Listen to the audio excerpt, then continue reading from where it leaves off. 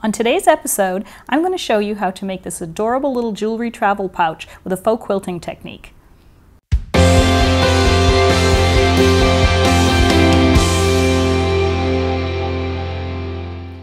began by cutting a piece of quilt batting that's 5 by 9 inches and a piece of cotton fabric that's 5 by 9 inches.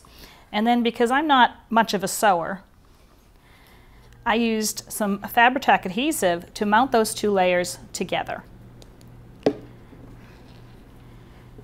I'm going to show you how we make the faux quilting technique.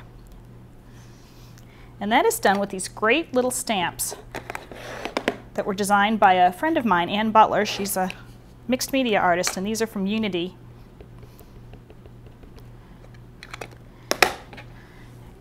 And they make it very easy to create the look of something that's quilted in a fraction of the time. Because they fit together tight like that, you can change the patterns up. This is a crafter's ink that I'm using, which does work on fabric. You do want to heat set it to make sure that it's permanent. And we also heat set it before we move to the next step, because that way it doesn't smear while we're doing our stitching.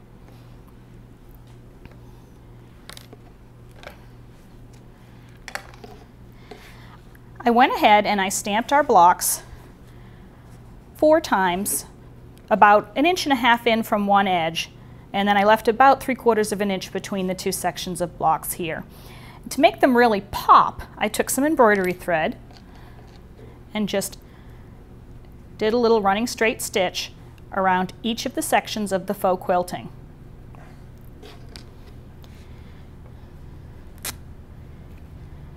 We'll pretend that I've gone ahead and done all 4 of these squares, and then I'm going to show you how to put it together. We'll remove that.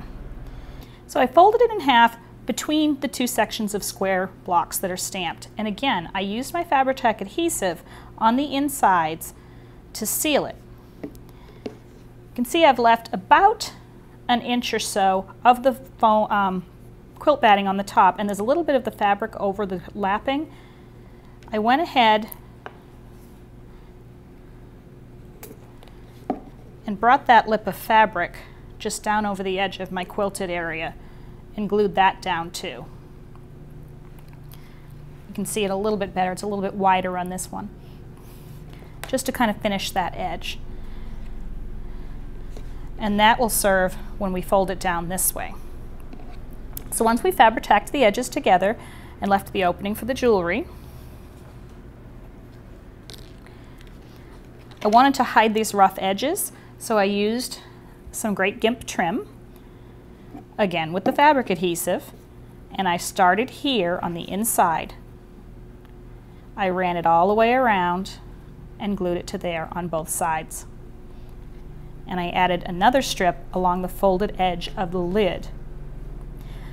I'm going to quickly show you how to make this fun flower, which started with die-cut felt and fleece flowers, kind of soft and fuzzy like a quilt would be. They were white, and I went ahead and I altered those, again with this crafter's ink, which is so versatile, just adding a little blush of color. And I layered the different flowers so that it would really have some great depth. For the center of the flower, I made these great fun little clay buttons, and I actually used the same stamps to stamp the no-bake clay while it was wet, and I pushed the holes through them with the tapestry needle and let them dry, and they almost look like vintage buttons. They're really fun. In order to make it pop a little bit more on the flower center, I used the same ink and just inked the top of the button a little bit. I heat set that and then stitched it on with a little embroidery floss. The finishing touch to make it close is one of these great Velcro double-sided dots.